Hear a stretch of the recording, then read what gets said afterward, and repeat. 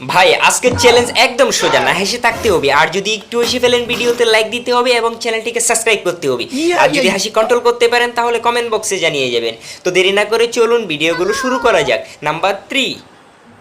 ভাই ভিডিও শেষ পর্যন্ত ভাই আপনার অবস্থা কি চুরি করছেন নাকি? আরে না ভাই চুরি করছি না, তাইলে আমরা এই তো না বান্দা কাস্টমার লাগে বাইন্দা দিছে।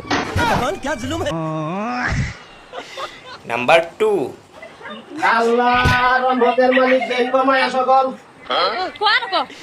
না হাসি কিন্তু থাকতে হবে। Very interesting.